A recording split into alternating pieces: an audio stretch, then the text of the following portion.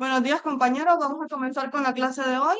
El tema que hoy vamos a abordar es degeneración macular asociada con la edad. Mi nombre es Kaylin Calix, soy estudiante de tercer año y los tutores a cargo de la revisión de esta presentación fueron la doctora Janina Paternostro, fellow de retina, y el adscrito, el doctor Edgar Carvajal.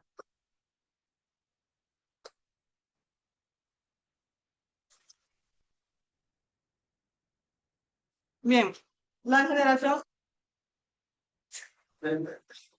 La degeneración macular asociada con la edad se trata de una enfermedad neurodegenerativa, la cual es progresiva y afecta específicamente el EPR y la capa de fotorreceptores. En sus inicios tempranos, más adelante, pues llega a ocasionar daños estructurales en todas las capas, pero cuando hablamos de su fisiopatología, las primeras capas que llegan a perjudicarse son la de fotorreceptores y el EPR, y esto se debe a la presencia de depósitos extracelulares entre estas dos capas, específicamente entre el EPR y la lámina de Bruch, lo cual lleva posteriormente a una atrofia y en estadios más avanzados una neovascularización.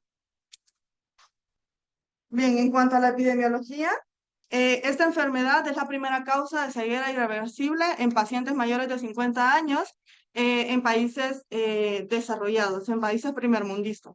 En el 2020 se estimaba que 196 millones de personas padecían la enfermedad a nivel mundial y había una predicción de que en el 2040 ya íbamos a tener una población con esta afectación de 288 millones. Estas predicciones se hicieron, pues, a principios de los 2000, del 2019, 2018, donde teníamos, pues, una generación, totalmente diferente a la que hoy tenemos.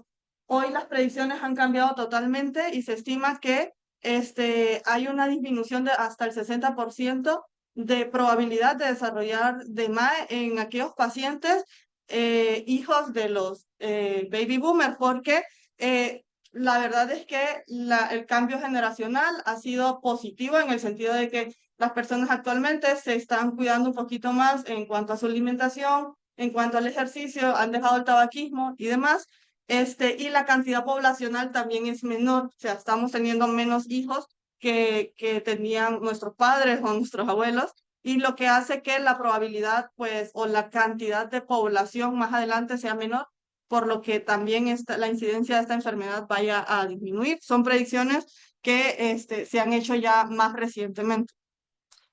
Esta enfermedad genera una disminución del 63% de la calidad de vida, siendo comparable con enfermedades como eventos cerebrovasculares importantes que dejan a pacientes encamados, o incluso siendo comparados con pacientes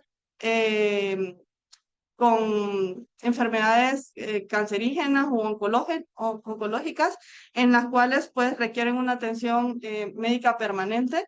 Entonces, es una enfermedad que cuando tenemos ya en una fase avanzada nos limita de manera tan significativa que hace que la persona sea poco funcional y genera pues al mismo tiempo un problema de salud pública.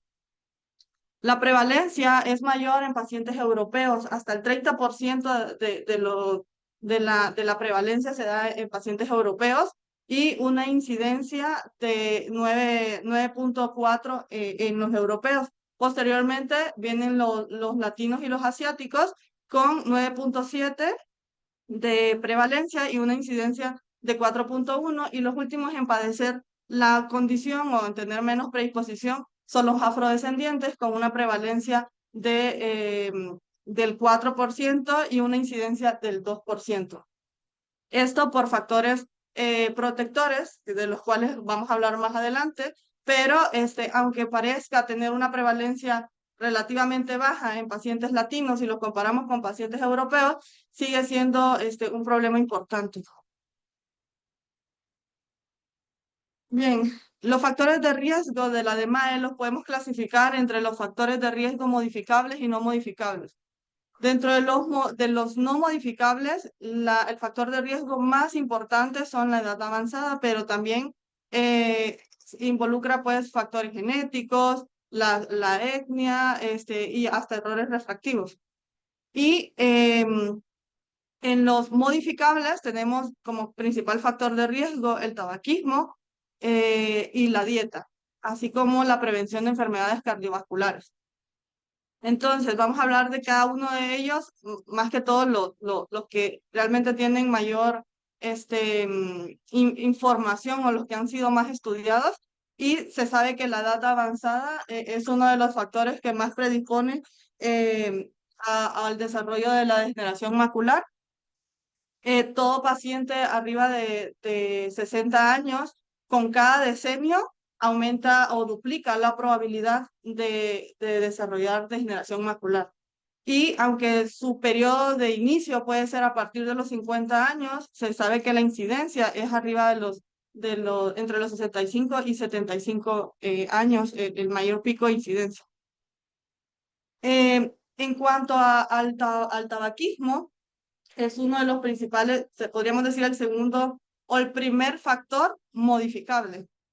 El tabaquismo, especialmente la nicotina, eh, em, como componente del tabaquismo, pues, es un componente que perpetúa la inflamación en la membrana o en la lámina de Bruch. Ahorita vamos a hablar un poco más de la fisiopatología, pero también voy a explicar cómo lo hace, pero en realidad lo que hace es que mantiene el proceso inflamatorio en esta área, lo que limita o afecta de cierta manera la oxigenación y la nutrición hacia el EPR. Y se sabe también que hay alto riesgo hasta en exfumadores, pacientes que han dejado de fumar tienen la misma probabilidad de desarrollo de degeneración macular hasta 20 años después del abandono del tabaquismo. En cuanto a los factores genéticos, el 60% de los pacientes con degeneración macular tienen una alteración en alguno de los genes o en alguno de los factores que están implicados para el desarrollo de la enfermedad. Uno de los factores más importantes es el factor H del complemento, también está el factor C3 del complemento y el gen mutado es el gen ARMS2. Estos son como los más estudiados, pero en realidad hay muchos más genes implicados y muchos más factores tanto de complemento como alelos y demás que están involucrados en el desarrollo de la enfermedad. El más importante es el factor H del complemento, porque el factor H del complemento es un factor inmunológico que hace que de cierta manera se module la inflamación. Cualquier tipo de inflamación que tengamos en el organismo, este factor hace que haya una modulación, es decir, que la inflamación se da por sí sola en cierta cantidad de tiempo. Y se sabe que el tabaquismo es un bloqueador de este factor, por lo que la inflamación en ningún momento cede debido a que tenemos mutado o tenemos afectado o bloqueado este gen. En cuanto a la etnia, ya les había mencionado que los europeos en un 30%, así como los norteamericanos, y en segundo lugar los latinos y los asiáticos y por último los afrodescendientes. Los ojos claros, como también como factor étnico, también tienen mayor predisposición.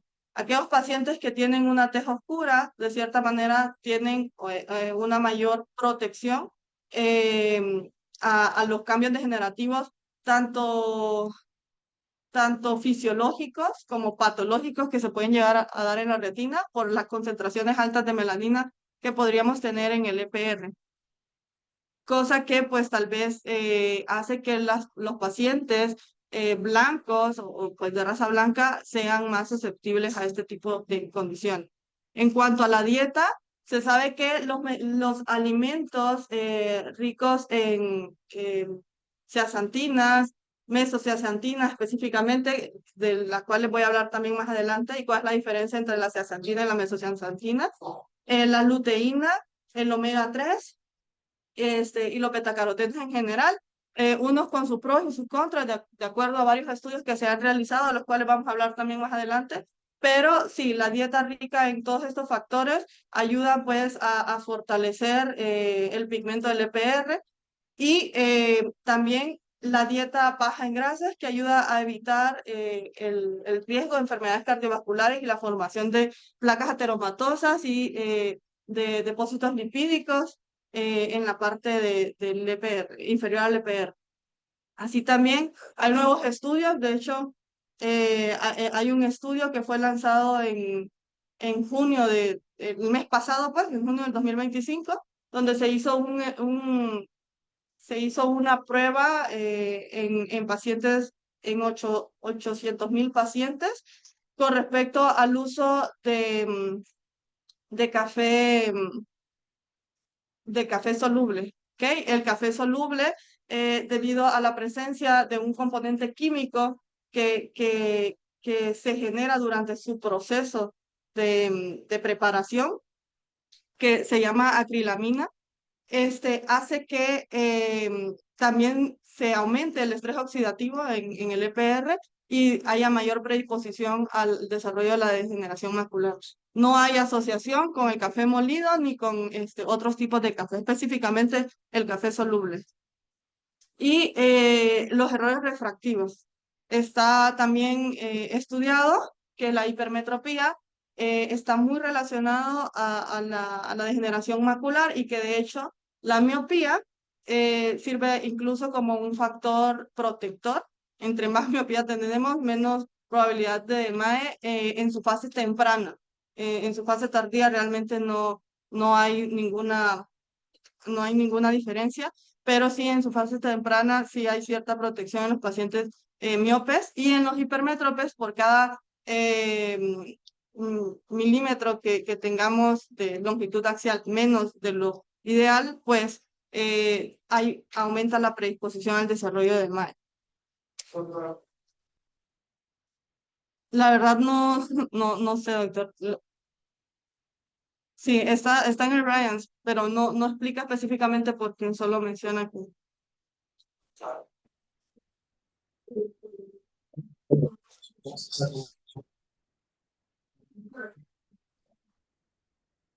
Ok.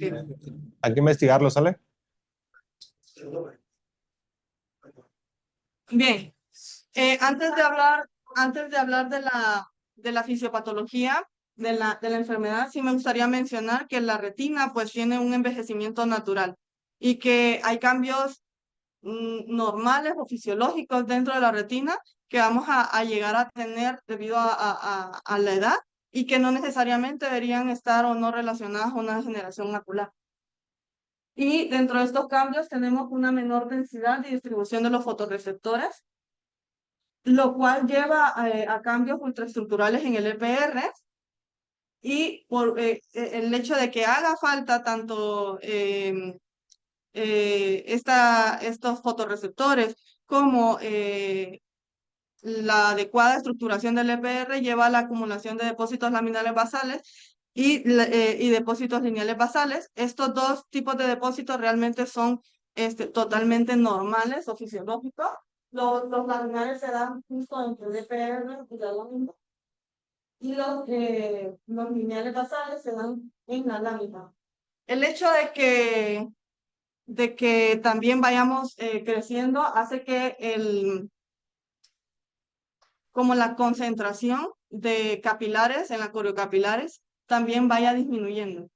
¿Ok? Entonces también se ve afectada la nutrición o el aporte que recibimos ya en edades avanzadas.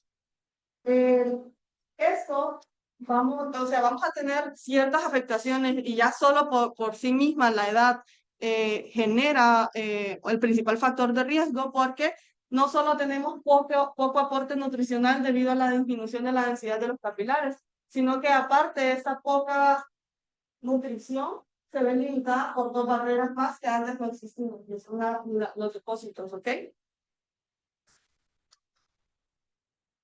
Bien, para explicarles un poquito más la patogenia, quise poner este video donde pues se explican las estructuras implicadas.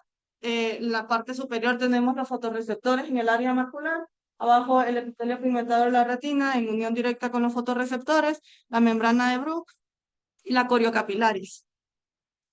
Como un metabolismo normal de los fotorreceptores, bueno, La coriocapilar se encarga de generar la oxígeno tanto al EPR como a los fotorreceptores, ¿ok?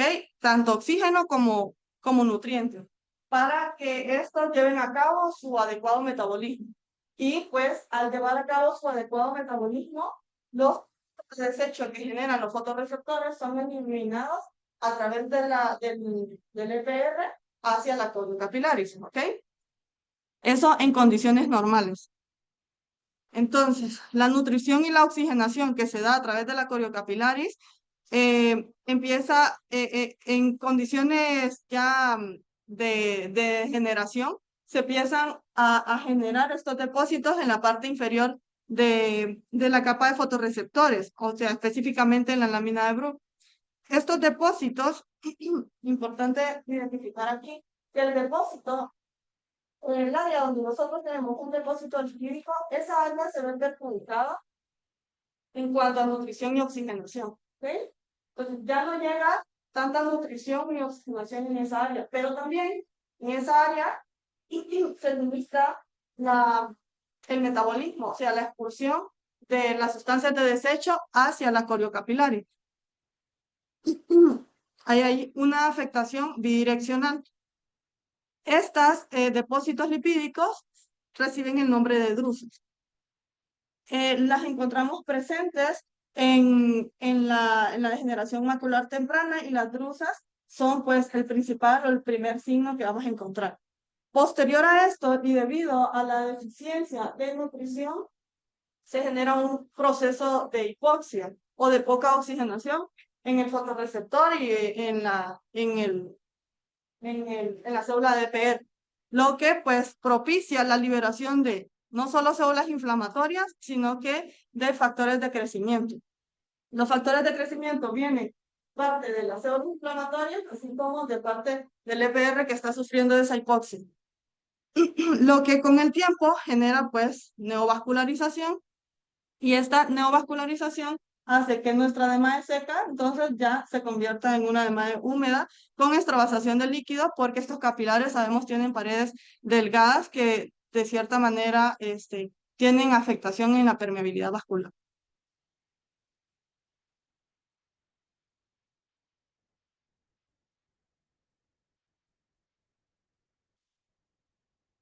Bien, también quise poner este ejemplo porque está, pues me parece bastante claro. Tenemos primero pues la retina normal, son los fotorreceptores, el EPR y la colita claris, y tenemos una retina en su fase Z, en la cual, pues, debido a la hipoxia se empieza la liberación de factores de crecimiento, pero a su vez, como les mencioné, no solo se está sufriendo hipoxia, se está sufriendo una alteración en el metabolismo.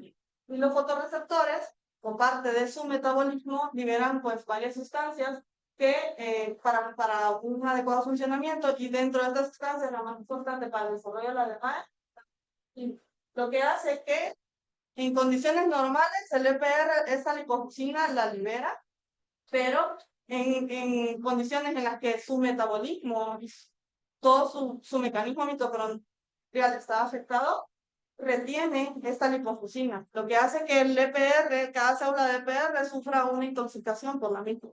Y posteriormente sufra una atrofia o se destruya. Pero no termina ahí, o sea, al destruirse esta célula de EPR, esta lipofuscina que estaba dentro de este EPR empieza a liberarse y queda pues libre entre las demás células de EPR que tal vez no estaban perjudicadas, y esto hace que esas células arrastren o absorban esta lipofuscina libre, y otra vez estas células circundantes se sobrecarguen y se intoxiquen, y así se hace como una reacción en cadena que más adelante se determina, o vamos a hablar pues, como una atrofia geográfica. ¿Ok? Bien, la clasificación de la DMAE, hay muchas clasificaciones en realidad, pero la clasificación más sencilla es DMAE seca y DMAE húmeda. La DMAE seca, también llamada DMAE no neovascular, se puede dividir en temprana, intermedia y avanzada, según el tamaño de sus drusas y según su afectación. Y la húmeda, que también es denominada DMAE neovascular y que tiene la presencia de de un, de una neovascularización coroidea, la podemos clasificar en activa o inactiva dependiendo de la actividad de esta neovascularización. Bien, entonces la DMAE no neovascular, como les había mencionado, tiene estas tres fases. La fase temprana, que está compuesta pues por drusas pequeñas o intermedias y que generan una pérdida visual muy sutil, o de repente la visión se encuentra preservada y el paciente no es el motivo de consulta del paciente. Normalmente las encontramos de esta manera, son muy pequeñas y no suelen confluir entre sí. ¿Okay? En cambio, en la fase intermedia tenemos drusas más grandes que ya están relacionadas a alteraciones del epitelio pigmentario y que aquí ya sí puede llegar a tener el paciente alguna disminución de la agudeza visual. Sigue siendo una DMAE seca y sigue siendo todavía una visión en la cual el paciente puede llevar a cabo sus labores, pero sí puede llegar el paciente a referir ciertas molestias, más que todo también de sensibilidad al contraste. Y en la fase avanzada es cuando estas drusas que antes eran intermedias confluyen entre sí, era una lesión más grande y circunscrita, que se denomina atrofia geográfica, donde tenemos pérdida total del EPR y fotorreceptores y un deterioro visual importante a nivel central que lo convierte pues ya en un estadio más severo. Bien, esta enfermedad es una enfermedad bastante estudiada, la verdad. Hay mucha literatura sobre esta patología y se ha investigado de manera minuciosa, tanto que se ha llegado a clasificar hasta las drusas y en base al tamaño y a la forma de las drusas también se le pueden como atribuir a un grado de degeneración y también determinar una conducta terapéutica. Entonces, según el tamaño de las drusas, pueden dividirse en pequeñas cuando miden menos de 60 micras, medianas cuando miden entre 60 y 63 y 124 micras, y grandes cuando son mayores de 125 micras.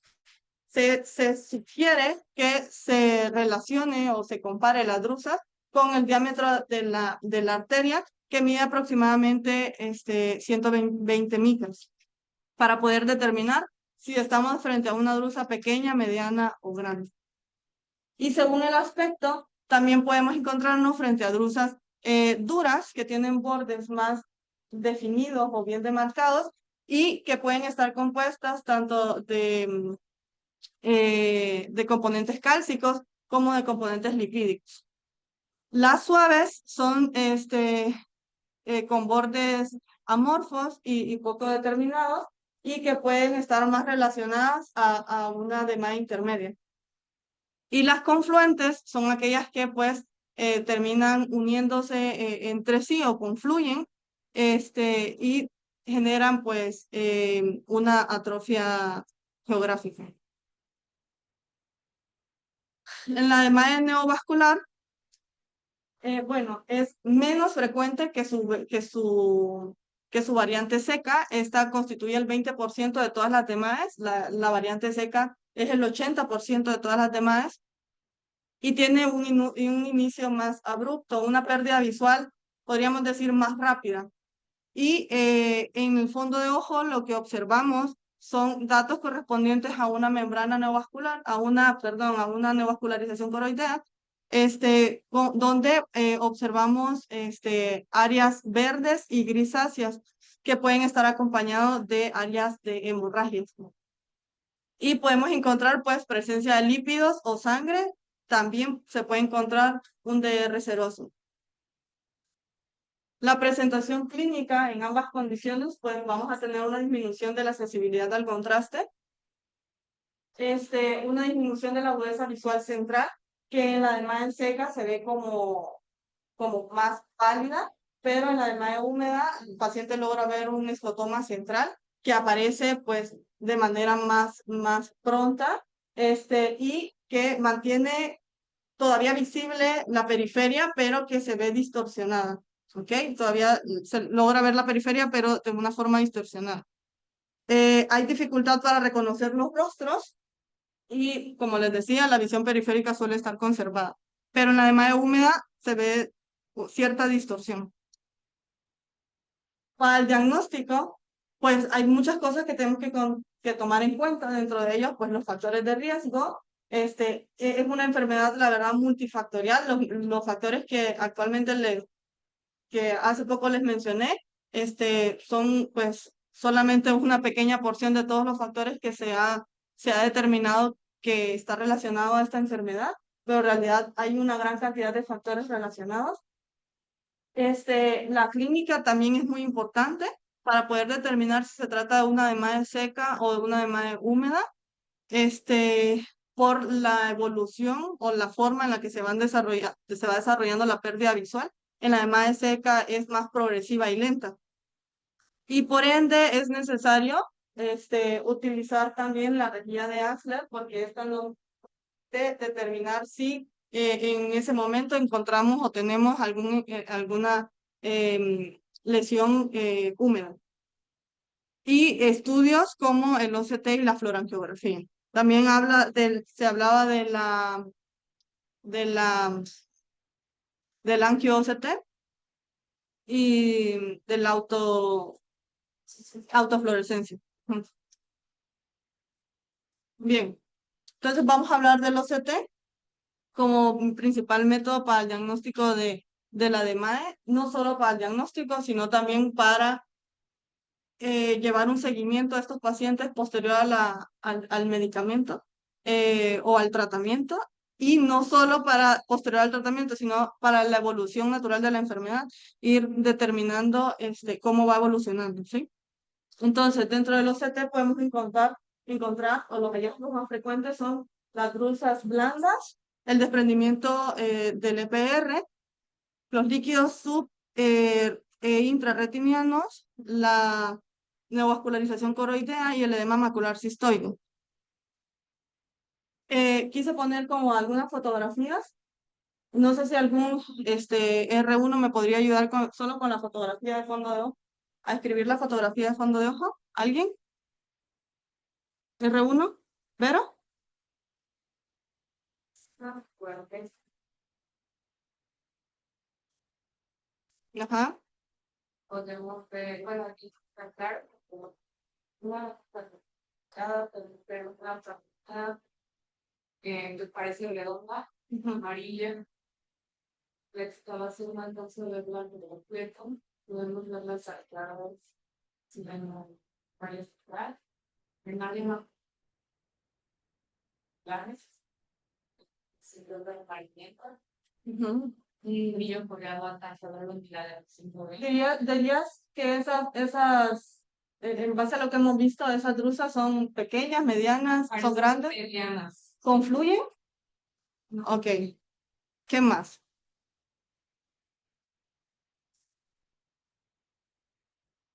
Ya se logra ver algunos cambios pigmentarios en el EPR en el área foveal también. ¿Ok? ¿Algún R2 que me quiera ayudar con el OCT? Erika.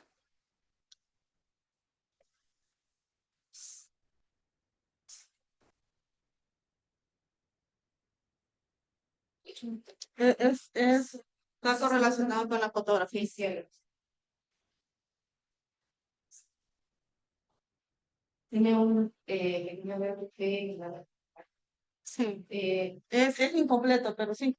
Sí.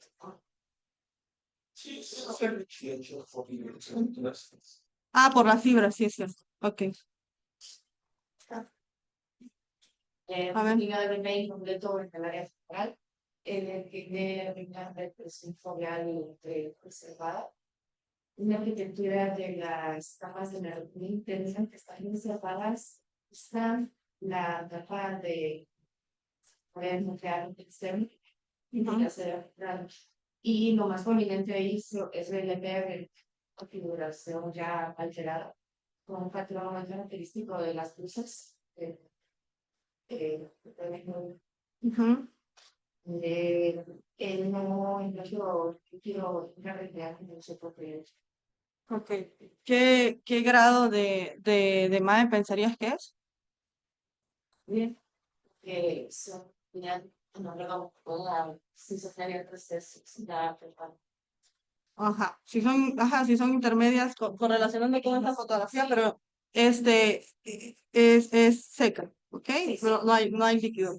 Y igual, podemos ver que las brusas, se ven hiperreflécticas y esta misma hace que de cierta manera también la elipsoides se vea hiperrefléctica, pero observamos que la elipsoide está conservada. Alguien, un R2 que me describa la fotografía de fondo de ojo. No, mejor un R1. ¿Ania? Es una columna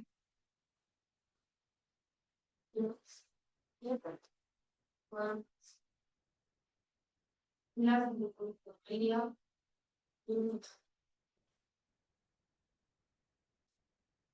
Ujú. para hablar ya de una saber más avanzada. Ah, Y muy bien. ¿Quién de los R3 podría ayudarme con este OCT? Porque está un poquito más complejo de escribir.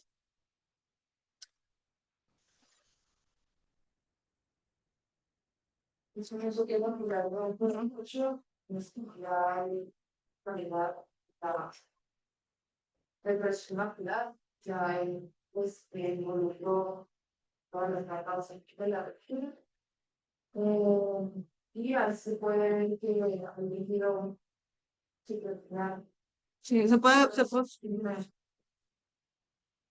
sí, hasta esta parte de aquí, sí, solo van a ver algo de, y por reflectividad, ajá. Esta parte de aquí que muestra una de atrófia, vemos como la depresión foveal prácticamente ya no existe. Todas las capas que conforman la retina en esa región están desaparecidas. Y algo muy característico de la parte atrófica es que las capas cercanas bueno, las capas del EPR y de fotorreceptores forman como una especie de rodillo hacia los lados cuando se genera esta atrofia. Esta parte de aquí. Esta parte de aquí se genera como un rodillo hacia los lados de la atrofia y ya no hay, si se ve aquí, bien, ya no hay ninguna capa de la retina en esta área, pero vemos cómo desde aquí se va perdiendo ya tanto la capa de fotorreceptores como la LPR. ¿Ok? Bien, aquí ya estamos frente a una demanda exudativa, donde podemos encontrar pues, los desprendimientos del EPR. Podemos encontrar varios tipos de desprendimientos de EPR, dentro de ellos los serosos, los drucenoides, los hemorrágicos y los fibrovasculares. Siempre que tenemos un desprendimiento de EPR, tenemos que tener la duda o más bien la espinita de que puede existir una membrana, una neovascularización coroidea. Voy a traer el cargador porque se me está...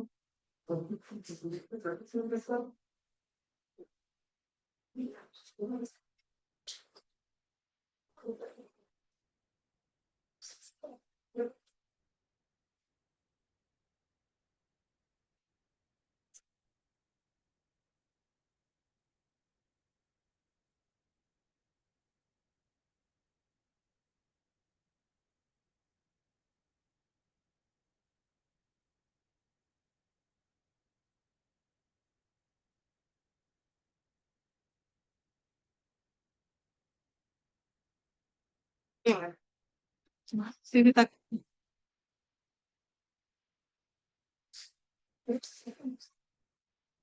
Bien, déjame ver si está cargando porque... Ah, sí, sí está. No vaya a ser. Bien, entonces, esta acumulación de líquido, acumulación de líquido en la parte inferior del EPR, es decir, entre el EPR y la membrana de Bruch, nos puede llegar o nos tiene que hacer pensar que podría existir una neovascularización coroidea.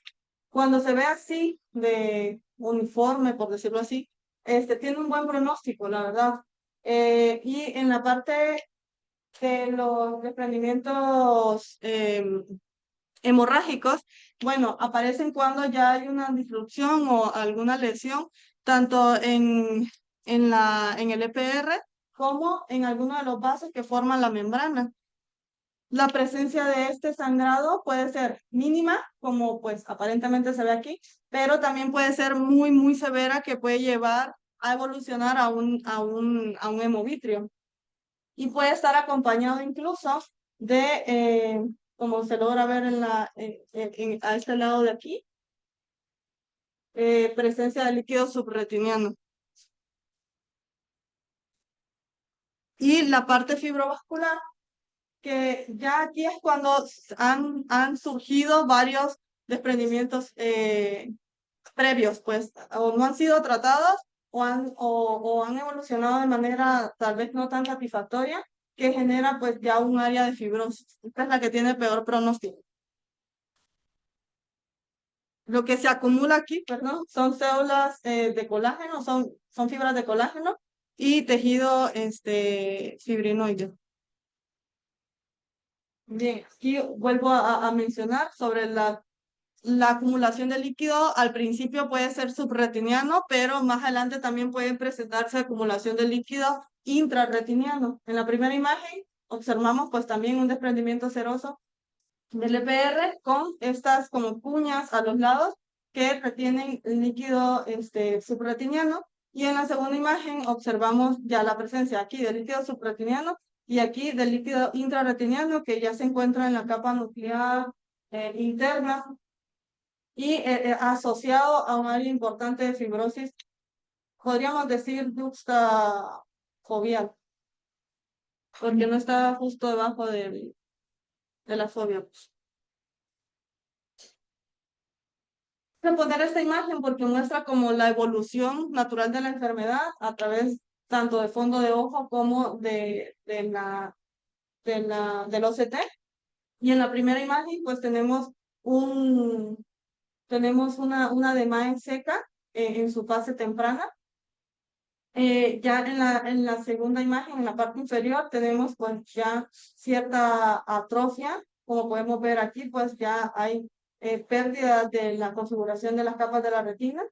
Y en la parte superior tenemos una DMAE neovascular o exudativa, en la cual pues tenemos líquido subretiniano, también aquí una membrana, una neovascularización coroidea. Y ya en la última tenemos una fase cicatrizal, ¿okay? En la cual pues posterior a varias reactivaciones genera pues este tejido fibrinoide de muy mal pronóstico visual. También quise poner biomarcadores, los que habíamos leído anteriormente en la clase de OCT, pero esta vez pues asociados a específicamente la de MAE. Y los tres que me parecieron más importantes o visibles en el OCT bueno, este es el primero, que es la tubulación. Esta tubulación es prácticamente es como una lesión, es esta de aquí, es como una lesión bien circunscrita, con bordes hiperreflécticos, pero con el centro con una hiperreflectividad media. Indica pues que hubo ya una lesión tanto del EPR como de la capa de fotorreceptores y una reestructuración posterior a esta lesión. ¿Okay? Mal pronóstico visual, tal vez sí, si esta lesión se encuentra, dependiendo del lugar donde se localice la lesión. Y aunque la tengamos, pues, no quiere decir que no podamos tratar las otras condiciones que podamos ver en el OCT. Por ejemplo, en este caso, tratándose de líquido subretiniano, sí se puede tratar, pero esta lesión como tal no va a desaparecer. ¿Ok?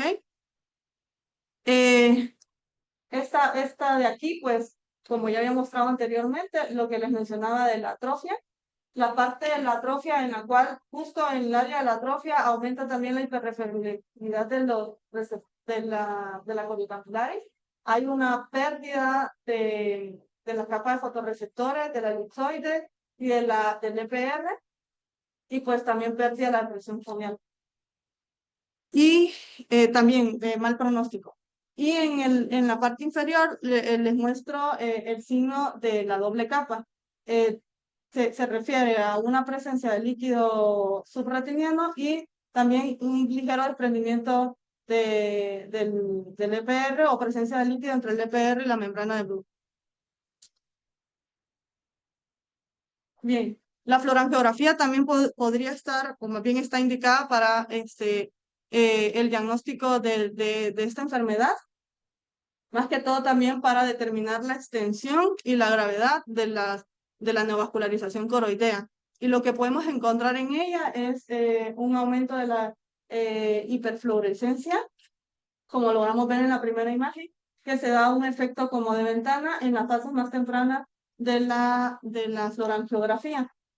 La mayoría de estos signos o de las cosas que vamos a encontrar en la fluorangiografía va a ser en las fases tempranas. ¿Por qué? Porque pues hay afectación significativa eh, de la coroides también, y es la primera fase, pues, o sea, la coroidea es la primera fase. Entonces la mayoría de las veces es donde observamos el daño, pero muchas veces se perpetúa, o sea, o se mantiene a lo largo de todas las fases de la floral. ¿Ok? Entonces, también podemos encontrar el fenómeno de bloqueo, de hipofluorescencia, más que todo cuando tenemos una hemorragia, como se ve aquí.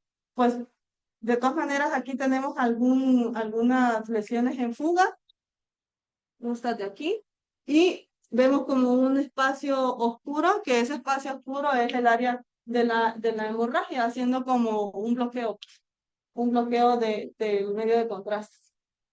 La hiperfluorescencia de drusas y la atrofia, que eso es como lo más frecuente que vamos a encontrar. Estas drusas pues suelen teñir de manera diferente de acuerdo a si se trata de drusas duras o si se trata de drusas blandas.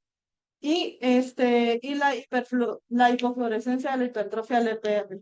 Aquí también puse una imagen que creo que es una membrana, una neovascularización coroidea. Bien, cuando estamos en una demanda seca, lo primero que vamos a ver, o lo que más vamos a ver de manera más marcada, son las drusaturas, a través de este fenómeno que se denomina defecto de ventana, donde vamos a ver estos puntos hiperfluorescentes bien demarcados y bien definidos. Tal vez en la imagen no se logra ver muy bien, pero están un poco más circunscritos, no confluyen, están bien separados y se pueden percibir de manera separada cada uno. Se ve también en las fases tempranas y puede permanecer hasta las fases tardías. En cambio, las drusas blandas hacen un efecto de pooling, en el cual hay no está bien circunscrita todo su contorno, se ve difuso, y algunas llegan hasta generar cierta confluencia.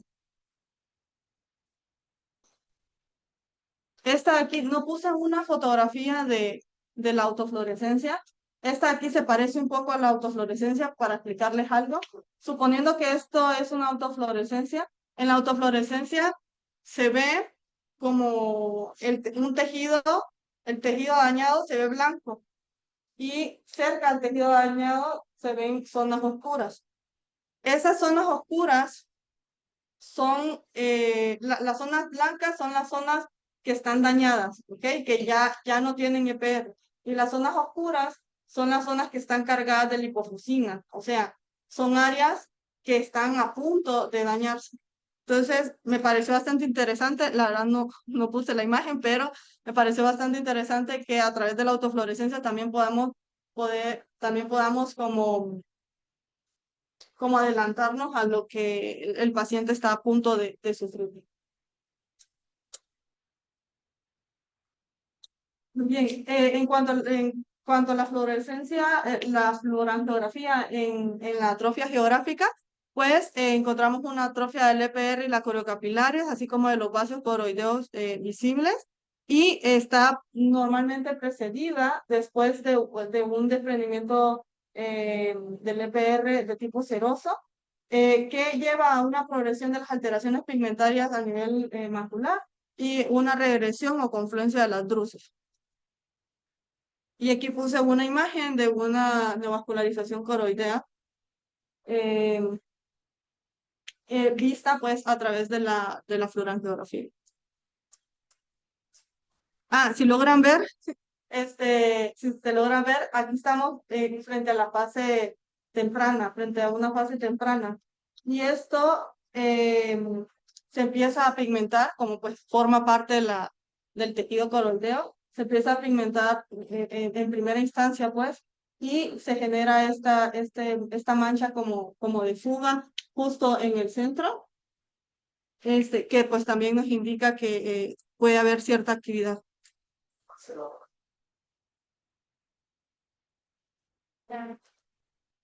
Empieza desde esta es la venosa, no, es la tardía, es la arteriovenosa tardía, porque todavía no está pigmentado el nervio.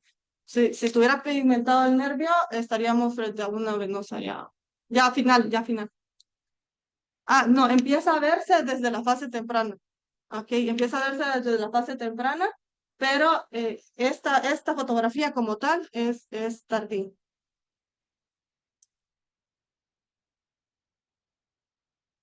Bien, en cuanto al tratamiento, existen varios consensos y varios estudios. Como les dije, es una enfermedad bastante y bien estudiada, pero la más importante es el ARES-2 en cuanto al tratamiento de la degeneración macular seca. El ARES-2, que fue un estudio publicado en el 2013, determinó cuáles eran los componentes nutricionales aptos para tal vez no prevenir la enfermedad, pero sí evitar su desarrollo. Y ya se había hecho un ARES-1 en el cual se determinó que todos estos componentes, a excepción de la luteína y la zeaxantina, todos estos componentes, y en lugar de estas dos, habían implicado los betacarotenos y el omega 3. Y determinaron que los betacarotenos en exfumadores aumentaban la predisposición a cáncer de pulmón. Entonces, por eso se decidió volver a hacer otro estudio en el cual se buscaran como componentes nutricionales similares a los betacarotenos que no generaran esta predisposición. Y así fue como en el ARES-2 se determinaron estas cantidades y estas vitaminas en específico, dándole mayor importancia y realce a la mesoceasantina, que a diferencia de la zeaxantina, se aloja en el centro de la mácula. En cambio, la zeaxantina es más en la perifobia y la parafobia. Entonces, la mesoceasantina es en realidad más importante en cuanto a generar pigmentación en el área meramente fobial. El único, el Macugel fue el único medicamento que encontré que tenía mesoceasantina. Perdón. ¿Cómo? ¿También lo tiene? Ok. Bien, también se determinó que disminuye el riesgo de pérdida visual central y que reduce el riesgo de progresión a una demanda avanzada hasta en el 25% de los pacientes. No se encontró que el omega 3 tuviera una importancia, ya sea colocándolo o quitándolo, o sea, no generó ninguna diferencia. Por eso lo quitaron de la fórmula.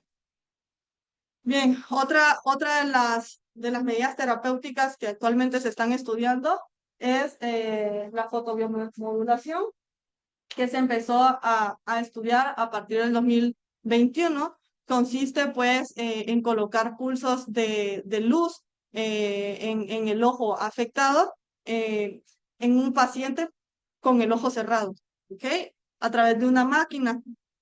Este estudio en realidad hizo una prueba en 100 pacientes durante 2 años, 100 pacientes que al final fueron 148 ojos, y lograron determinar lo siguiente. Primero, el 55% mejoró hasta 5 letras de agudeza visual, el 25% ganó 10 o más letras de agudeza visual y el 5% ganaron 15 o más letras de agudeza visual. También se observó que hubo una menor progresión de la atrofia geográfica durante ese tiempo. El tratamiento fue aplicado durante en la semana 3 veces a la semana, de 3 a 4 veces a la semana, durante aproximadamente 4 a 5 semanas en el transcurso de cada 4 meses hasta cumplir los 2 años. Bien, en cuanto a la DMAE húmeda, vamos a hablar acerca de los antiangiogénicos. También hay varios protocolos a seguir con respecto a los antiangiogénicos.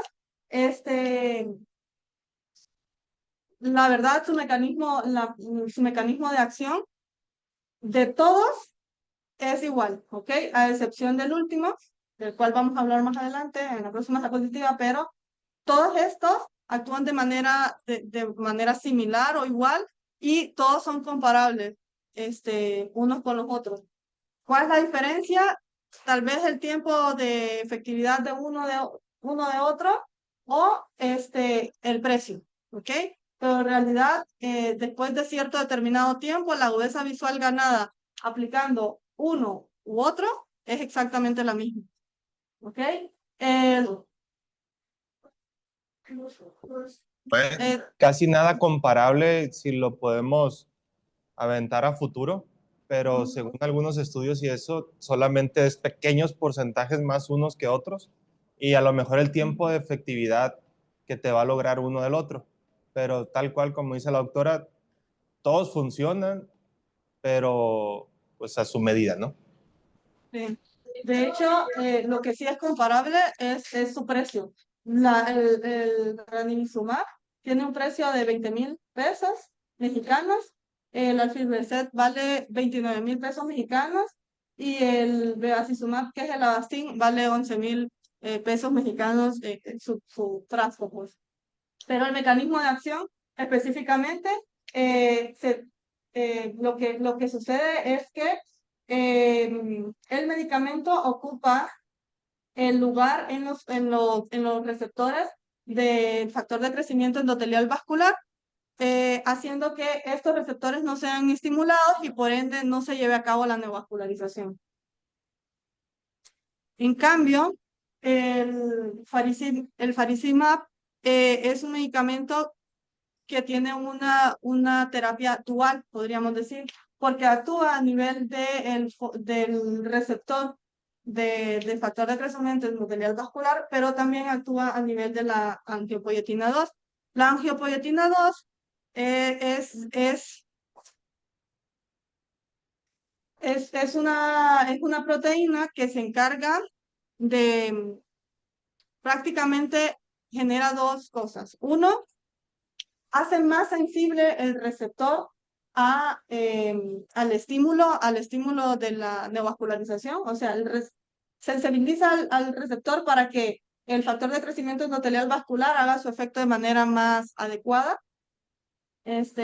Y lo otro que hace es que aumenta la permeabilidad vascular, lo que hace que aumente la extravasación de líquido y lo hace a través de los pericitos, ¿ok? A través de estas células que se encuentran cubriendo las células, los vasos y que al generar un cambio en los pericitos, pues desestructura y hace que la permeabilidad del vaso sea mayor y por ende la extravasación del líquido hacia el área extravascular pues sea mayor. Entonces, al neutralizarlo o al bloquearlo, y al bloquear también el factor de crecimiento endotelial vascular, estamos haciendo dos cosas. Uno, evitando la neovascularización y dos, disminuyendo el edema o la inflamación y disminuyendo la extravasación del líquido. ¿Ok? Quise poner aquí todos los fármacos antiangiogénicos. El primero, el Pegatanib, fue el primero que se lanzó al mercado en el 2004. Todos estos, como les digo, son comparables entre sí en cuestión de efectividad. El faricimab puede aplicarse en tiempos más prolongados, hasta 16 semanas, pero sí se indica que por lo menos las primeras 3 dosis sean con un espacio de un mes entre cada dosis, y después de eso se puede espaciar hasta cada 16 semanas. En cambio, los demás hasta cada 6, 4 semanas, y el brolucizumab hasta cada 12 semanas o más, que es también uno de los más recientes lanzados al mercado en el 2019. Así voy a englobarlos. En cada patología, vamos a centrarnos ahorita en esta, pero es dependiente de cada patología, ¿no? Una membrana neovascular coroidea miópica son muy buenos respondedores según las estructuras y toda la recuperación anatómica visual a una sola dosis o hasta 2 solamente. Y en la degeneración macular relacionada con la edad, recuerden que es tratar y extender. Todos se aplican una cada mes y luego se empieza a extender. La diferencia con el nuevo antibiogénico, que es el faricimab o el bavismo, pues se supone que por el segundo receptor que tiene, o que ayuda, vamos a llamarlo así, se supone que pueden llegar a extender más ese tratamiento y se supone que a largo plazo puede tener un mayor beneficio hablando de costo y de recuperación visual. Es un poquito la diferencia porque a veces algunas degeneraciones constantemente tenemos que estar inyecte y en cuanto lo quitas, pum, se inflama, ¿no? El babismo, como creo que se los comentaba ayer o antier, no me acuerdo, supuestamente, todavía falta que mucho. Hay artículos, hay todo, pero el utilizarlo uno mismo es lo que nos va a ir marcando la pauta. Se supone que va a cortar a largo plazo el número de inyecciones y por ende el costo de inyección a largo plazo va a ser prácticamente igual. A lo mejor ahorita dicen, pues es que es carísimo y no, pero se supone que a largo plazo termina siendo igual.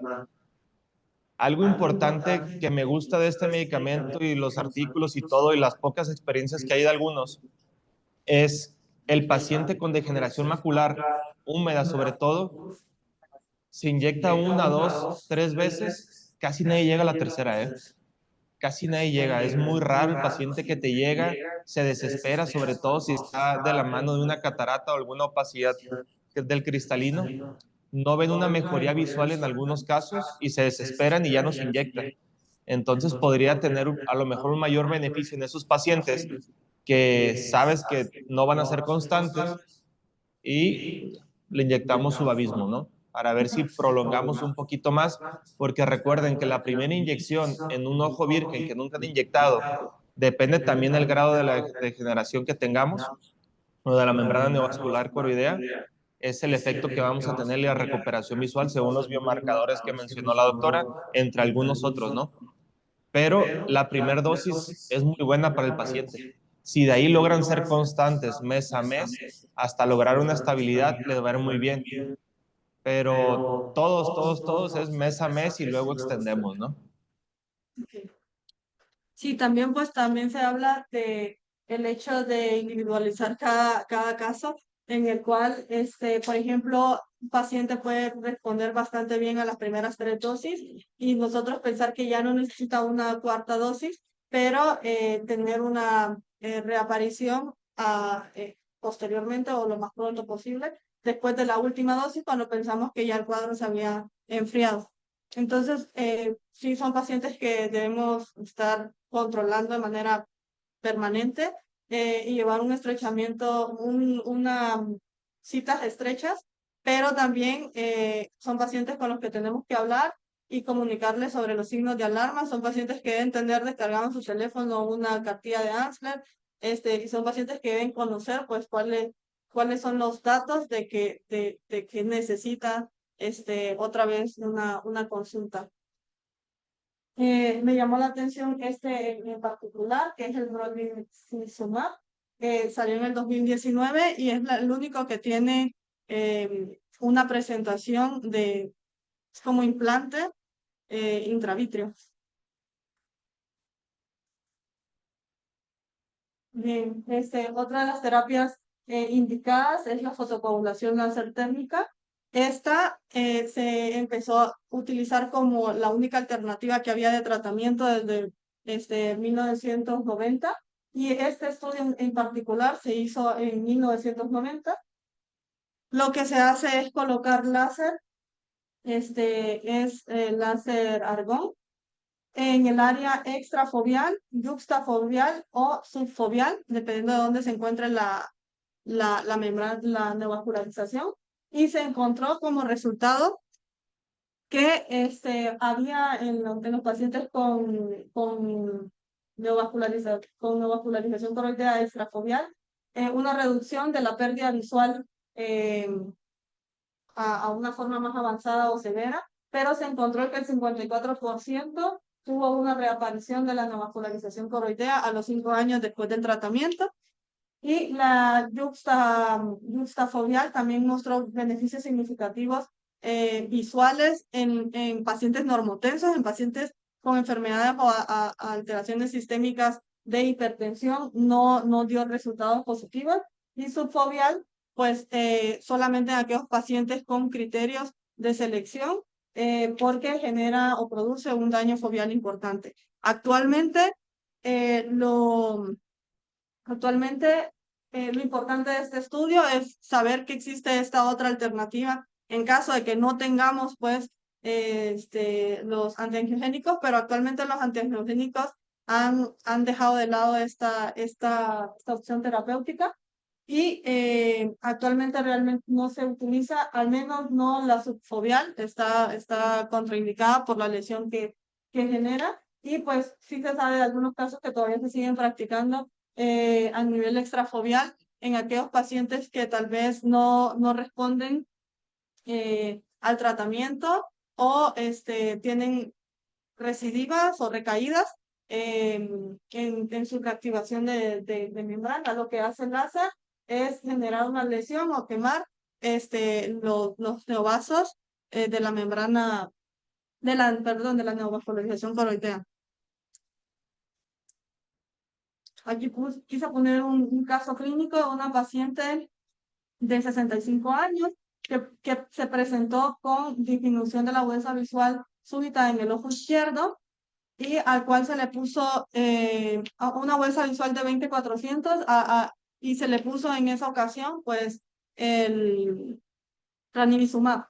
Se le pusieron 3 dosis de ranibizumab y a la siguiente consulta había resuelto tanto que tenía una agudeza visual de 20/25, bastante bueno porque como se trató a tiempo no hubo pérdida de la integridad del EPR ni de la elipsoide. Y pero sin embargo, al revisar el otro ojo, también estaba desarrollando ahí un proceso exudativo. Lo que me interesó de este caso es pues mencionarles que siempre es necesario revisar ambos ojos, aunque el paciente está siendo tratado solo por uno. Al final de cuentas es una enfermedad, es una enfermedad simétrica, se da en ambos ojos y aunque tal vez en un ojo en diferente medida que en otro, eso no quiere decir de que podamos tener pues procesos exudativos o que una seca del ojo derecho no vaya a convertirse más adelante en una neovascular y que estemos más pendientes de la neovascular y dejemos de lado la seca. ¿Ok? Bien, si no hay ninguna duda o alguna aportación.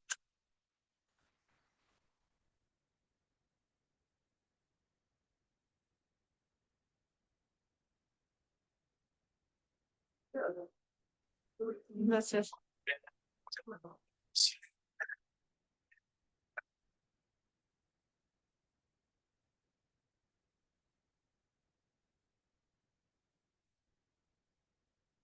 Enseñar al paciente para su control, mínimo un chequeo cada semana del paciente del ojo con su degeneración que están siguiendo, ya sea húmeda, ya sea seca, es muy importante, muy, muy importante.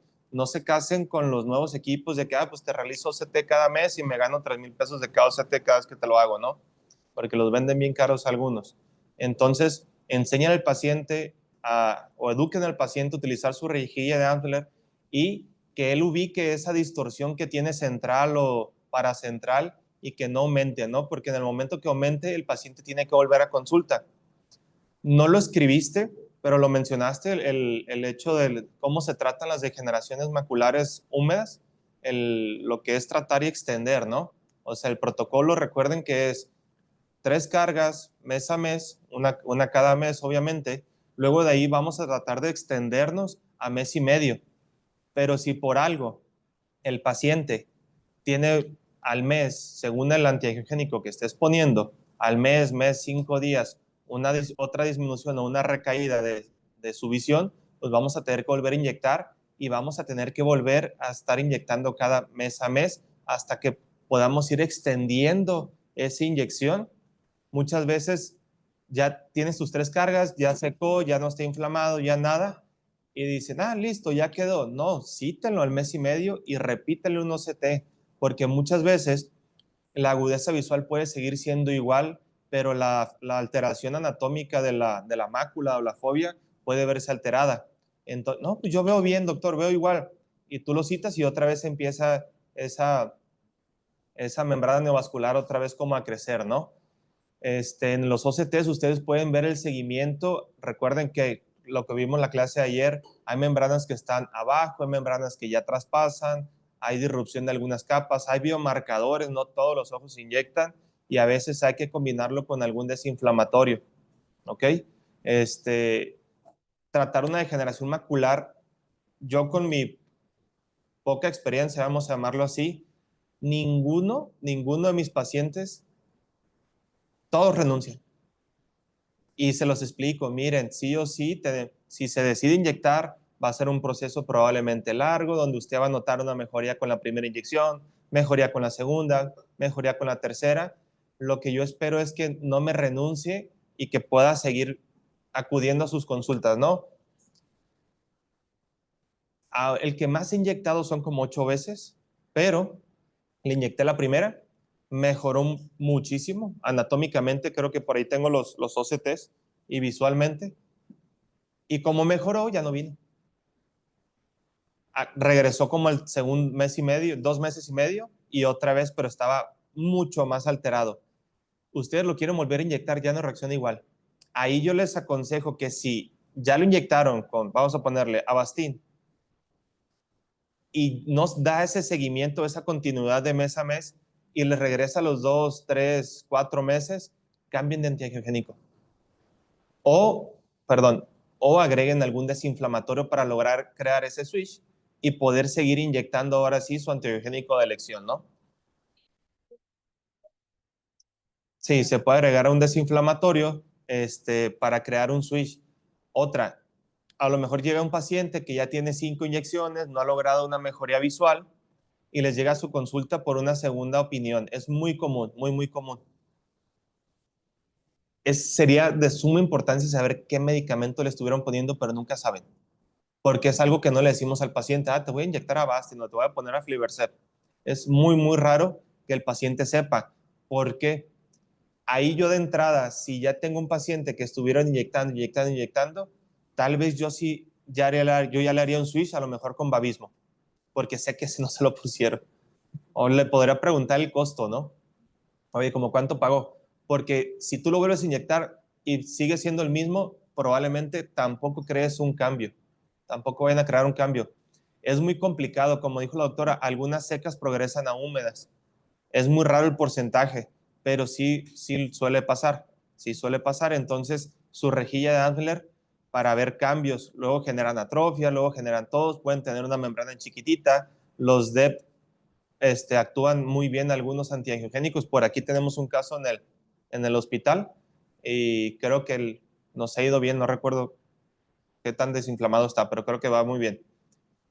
Le van a batallar mucho.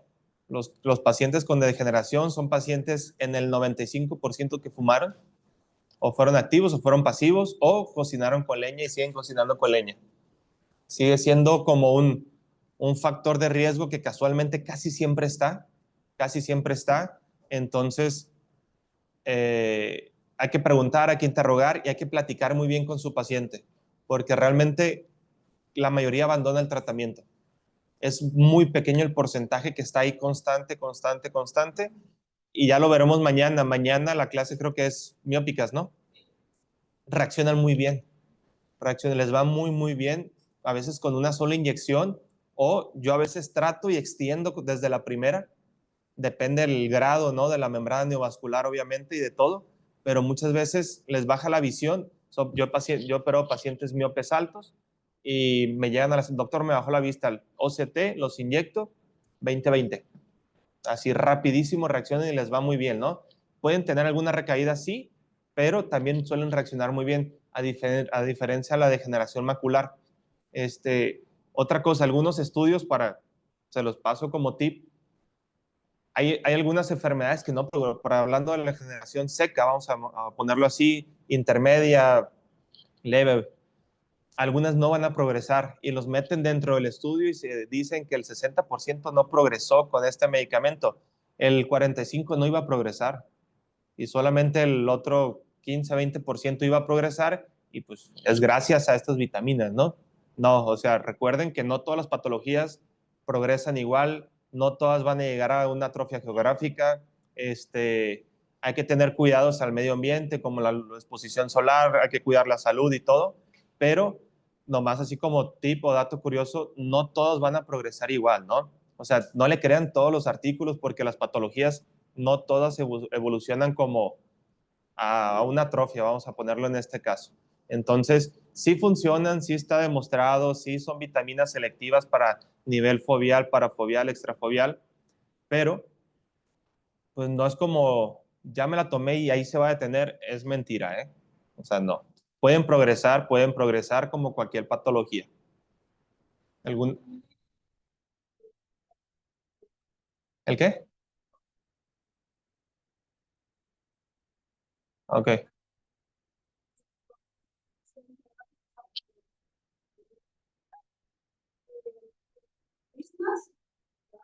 Ah, sí, lo que hacen es enfocar otro punto de la retina para que pueda, recuerden que un paciente con degeneración macular nunca se va a quedar ciego, ¿no? Siempre va a tener su periferia.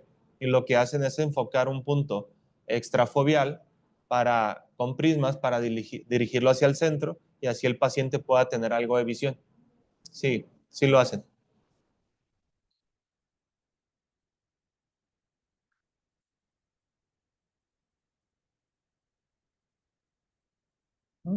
Interesante. La terapia esta con láser, sí, se ha visto que sí está funcionando. Ahí hablan de letras, no de líneas, ¿eh? Tengan cuidado, hablan de letras. Si una línea tiene 10 letras, las están contando. Como dato curioso, una mejoría de 5 letras fue a lo mejor de la misma línea y solamente completó la misma línea. ¿Ok? Entonces ahí para que tengan cuidado, otros tipos de generaciones, me ha tocado yo verlas secas, intermedias, vamos a ponerlo así, con una visión de 20-100, no hay que inyectar, no nada, suplementos, y a solos a los 6 meses están viendo 20-30. Entonces también entra un cierto grupo de pacientes que va a cambiar un poquito y casualmente te está mejorando. ¿Por qué? ¿Quién sabe, no? Hay cambios anatómicos estructurales y te llega viendo mejor el paciente sin hacer absolutamente nada. ¿Ok? Entonces entra otro grupo donde dice, no, mira, mejoró. No, está viendo cambios estructurales anatómicos en ese momento y pues entran también. Pero pues una mejoría de 5 letras es prácticamente nada, ¿no? Apenas que sean las primeras 3 líneas, porque son las que vienen de 1, 2 y 3. Hola, Doc. Vale. Buenos días. ¿Sí me escuchan? ¿Quién eres? Soy Fernando Herrera. ¿Qué onda, Fer? Estoy aquí en sí, les comentaba sobre ese láser, el Valeda. Algo que se me pasó poner ahí en el comentario es que también se notó la disminución de drusas. En degeneración macular seca, moderada, de moderada a leve, pero un parámetro que determinaron fue el tamaño de las drusas, en donde observaron que a los 9 meses, de los 9 a los 12 meses, encontraron una disminución de las drusas, del tamaño de las drusas y con la favorable evolución de las líneas pues sí, de 5 líneas mínimo hasta 15, perdón, de 5 letras hasta 15 letras. Y también es el único láser, el único láser con fotobiomodulación que está aprobado por la FDA. ¿Usted lo vende, doctor? No, pero estoy Es broma, investigando. doctor, es broma. De hecho, de hecho lo acaba de comprar Alcon. Y pues sí va a entrar muy duro ese láser que Sí, utiliza 3 tipos de ondas. Y dependiendo de esas 3 tipos de ondas, que va desde la longitud de onda, desde 590 hasta la de 850 nanómetros de longitud de onda, terminan estimulando las mitocondrias a nivel de la retina, disminuyendo el estrés oxidativo, que es prácticamente lo que termina generando la degeneración macular seca. No es un tratamiento que va a evitar o va a revertir el daño por la degeneración macular, porque a final de cuentas es un cambio por la edad. Pero sí está entrando ese tratamiento y creo que es una buena alternativa para estos pacientes que, pues, antes no se les podía ofrecer nada. Decían, pues tienes degeneración macular seca, híjole, pues no se da inyecciones, pues tómate estas pastillas y a ver si funciona. Y listo. Es mi aporte, doc. muchas gracias, doctor. Gracias, gracias. Sí, como dice Fer, sigue siendo una alternativa para algunos pacientes que el efecto placebo también existe, ¿eh? No quiero decir que no funcione como tal y hagas todo su trabajo, pero recuerden que el cerebro es tremendísimo y yo tengo otro paciente con degeneración que me veía como 20/400, no mejoraba y les voy a contar esta historia. Seca, 20/400, húmeda, cuentadedos, ¿no? Como 1 metro. Le presenté el caso al doctor Miguel, eso fue hace como 4 años, y el doctor Miguel le dijo, vas a estar muy bien, hijo, y le dio su besito en la frente. No me van a creer que al mes me llega vendo 20/50. Sin hacer nada, ¿eh? Seca, no hay alternativa, no hay nada. El paciente tenía así viendo como 4 años y con su besito recuperó su 20/50, ¿eh? Entonces, existe el factor neurológico de autocuración, vamos a ponerlo así, en cualquier patología, aunque sea algo muy mínimo, pero existe, ¿no? O sea, existe y sigue existiendo y siempre va a existir. A veces la mente nos puede ayudar a sanar de cierta manera, aunque lo escuchen tonto, pero es cierto. Es cierto y sí pasa. Entonces, el que durante 10 años todo el mundo te haya dicho que no existe nada para tratar las secas y que de la nada te dicen que existe una alternativa, pues tú apuestas todo, que tampoco es barato, también es carito el láser y son muchas sesiones las que tienes que recibir, pues eso es algo que a lo mejor también puede tener doble vía, ¿no? Nomás como dato curioso, porque hay muchas cosas que son mentiras y las utilizamos casi a diario, ¿no? Entonces, pues felicidades, doctor.